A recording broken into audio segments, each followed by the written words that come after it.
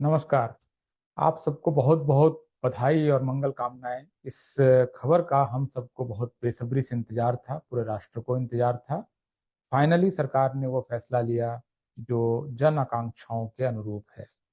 फैसला ये है कि भारतीय कुश्ती संघ से ब्रजभूषण शरण सिंह के युग का, उसके दौर का फाइनली अंत हो गया, पटाक्षेप हो गया।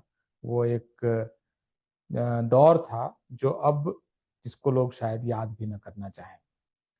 उस दौर में बहुत सारी अशोभनीय बातें हुई, बहुत सारे विवाद हुए, कुश्ती के खिलाड़ियों को तकलीफें हुई। उसके लिए राष्ट्र को उनसे माफी मांगनी चाहिए, उनको ये कहना चाहिए कि आप फिर से खेल में लौटिए और भारत के लिए मेडल्स लेकर आइए, ओलंपिक्स में, एशियन गेम्स में, वर्ल्ड चैंपियनशिप में। देखिए, ये जो पूरा मामला है ब्रजभूषण शरण सिंह का, जिस तरह से वो खेल संघ को, खास करके कुश्ती संघ को चला रहे थे, वो अपने आप में एक सबसे जो गलत तरीके से चल सकता था उसकी वो नजीर थे, उसकी वो मिसाल थे। और इसको इसी वजह से, असल में ये जो कंट्रोवर्सीज हो रही थी वो इस वजह से हो रही थी। उसमें उसमें और कई सारे सतह के नीचे चीजें चल रही थी, उसमें बहुत सारी चीजों की इस समय शायद चर्चा भी संभव नहीं है, और ना उनके उस तरह से बहुत सारे लोगों के पास एविडेंस है, कुछ चीजें आरोप की शक्ल में है। लेकिन कुछ तो वहां ऐसा चल रहा था जो गलत था। फाइनली सरकार ने जन आकांक्षाओं के कारण, लोगों की इच्छाओं को देखते हुए, और जो उचित था वो फैसला किया। इसको इस तरह से नहीं देखा जाना चाहिए कि सरकार को किसी ने उसकी बाह मरोड़ दी और उनको झुका दिया। इस तरह से चीजों को नहीं देखा जाना चाहिए। भारत सरकार बहुत बड़ी चीज है, वो इस तरह से काम नहीं करती है, बेशक किसी भी पार्टी की सरकार हो। एक चीज जो इस बीच में जो गलत हो रही है, मुझे लगता है कि उसको अंडरलाइन किया जाना जरूरी है, क्योंकि उसके बहुत सारे इम्प्लीकेशंस हैं।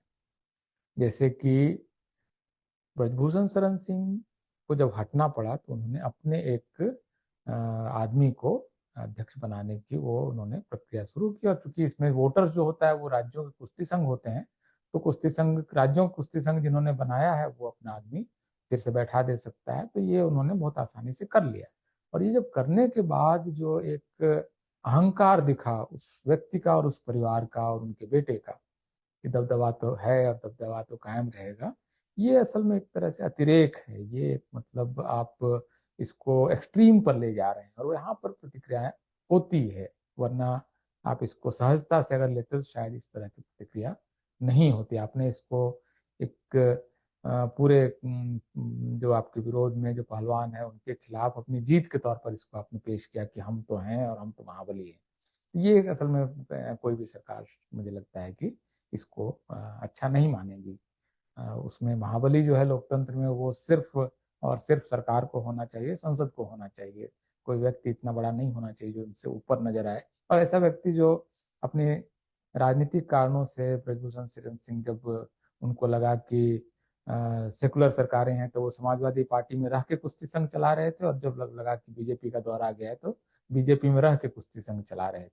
तो ये एक उनका अपॉर्चुनिज्म भी इसमें था। इसमें जो एक चीज मैं जो पहले भी कह रहा था कि किसी समुदाय की हार या किसी समुदाय के जीत के रूप में इसको नहीं देखा जाना चाहिए। वो एक बहुत खराब मिसाल होगी, बहुत खराब चीज होगी, क्योंकि इसके देखिए नतीजे होते हैं, इसके इम्प्लीकेशंस होते हैं। जैसे अभी हमारे एक मित्र हैं, हमारे साथ काम कर चुके हैं, दीपक शर्मा। उन्होंने जिस तरह से लिखा कि किसान आंदोलन, जो जाटों का आंदोलन था, उन्होंने जीत हासिल की। उसके बाद पहलवानों ने जीत हासिल की। तो जाटों के दमखम की उन्होंने बात की, एक जाति के दमखम के रूप में जो सरकार को झुका सकता है। मेरे ख्याल से ये निस्संदेह बहुत ही गलत बात है। इस तरह से चीजों को नहीं देखा जाना चाहिए। हालांकि बाद में उन्होंने अपने ट्वीट को एडिट भी किया, और किसान आंदोलन को जाटों का आंदोलन जो उन्होंने बताया था उसको करेक्ट भी किया, जो एक सही फैसला था उनका, कि ये उस तरह से नहीं देखा जाना चाहिए। जाट आंदोलन को जैसे ही आप किसान आंदोलन में रिड्यूस करेंगे, वो आंदोलन दिल्ली के आसपास के 200-300 किलोमीटर का आंदोलन बन जाता है। उसमें वहां की भी एक जाति का आंदोलन बन जाता है। तो ये पूरे भारत की कितने 0.1% या उससे भी कम शायद आबादी का आंदोलन बन जाता है किसान आंदोलन, जब आप उसको सिर्फ जाटों का आंदोलन बताते हैं। तो आप इसमें किसानों का आंदोलन का भी ना भला कर रहे हैं, ना आप जाटों का भला कर रहे हैं। या पहलवानों का मामला सिर्फ अगर जाट वर्सेस ठाकुर को बना दिया जाए, तो ये भी मतलब एक अच्छी बात नहीं होगी, और जाटों को भी इसका कोई फायदा नहीं होने जा रहा है। कोई भी जाति जब बहुत महाबली और ताकतवर के रूप में पेश हो जाती है, तो उसके बहुत सारे उस जाति को उसको फिर झेलना पड़ता है। जो जाटों को हरियाणा में एक लेवल पर पॉलिटिकल रूप से झेलना पड़ रहा है, पटेलों को गुजरात में झेलना पड़ रहा है, यादव जाति को यूपी में झेलना पड़ रहा है, या बिहार में लालू यादव 15 साल तक सत्ता के बाहर रहे। जब एक जाति का महाबली होना जब लोक में स्थापित हो जाता है, तो उसके खिलाफ बाकी जातियों की गोलबंदी होने लगती है। तो इससे बचा जाना चाहिए। इसका ये कोई बहुत किसी जाति के लिए भी ये अच्छी बात नहीं है, और इसको इस रूप में भी नहीं देखा जाना चाहिए कि जाति ने सरकार को झुका दिया। ये इस पूरे प्रकरण को, पूरे प्रसंग को देखने का सबसे गलत तरीका होगा। तो दबदबा जो है, अहंकार जो है, उसकी हार हुई है, लेकिन वो किसी जाति की जीत है या किसी जाति की हार है, इस रूप में उसको रिड्यूस नहीं किया जाना चाहिए। That will be very reductionist idea which we all should avoid, and that is because that will have implications, that will have repercussions. So we should not do that, and we should welcome this decision, and government ने मेरे ख्याल से सही decision लिया है, उसका स्वागत कीजिए और कामना कीजिए, उम्मीद कीजिए कि पहलवान फिर से भारत के लिए मेडल्स जीत कर लाएंगे। जो पुरानी कड़वाहट थी, कटुता थी, उससे छुटकारा पा लेना चाहिए। पॉलिटिकल रूप से मुझे नहीं लगता कि इसका कोई इम्प्लीकेशन है, क्योंकि ब्रिजभूषण शरण सिंह अल्टीमेटली 2-3 जिलों में ही उनका थोड़ा बहुत असर है, और वो भी जो असर है, उस असर का अब कोई मतलब नहीं है, क्योंकि खुद उस जाति के जो सबसे बड़े प्रतीक के तौर पर जो नेता हो सकते हैं, वो राजनाथ सिंह इस देश के रक्षा मंत्री हैं, योगी आदित्यनाथ देश वहाँ के मुख्यमंत्री हैं यूपी के, उनके रहते हुए योगी ब्रजभूषण शरण सिंह के आने जाने, ये जो दबाव की भी राजनीति उनके समर्थकों ने चलाई कि अगर बीजेपी उनको हटाएगी तो वो सपा में चले जाएंगे, इस तरह की दबाव की राजनीति भी करने की कोशिश हुई उनके समर्थकों द्वारा।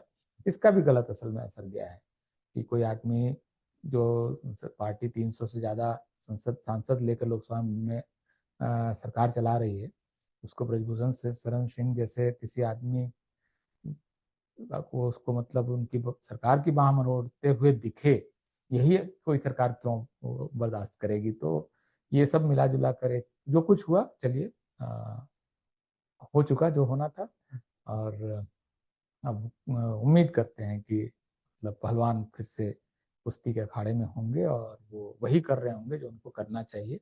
धरना प्रदर्शन, सड़क पर घिसने और घिसाने और थकाने और थकने की जो लड़ाई थी, उसका अंत हुआ फाइनली। बहुत बहुत राष्ट्र को खुशी हुई होगी कि ये फाइनली हो गया है। बहुत बहुत धन्यवाद।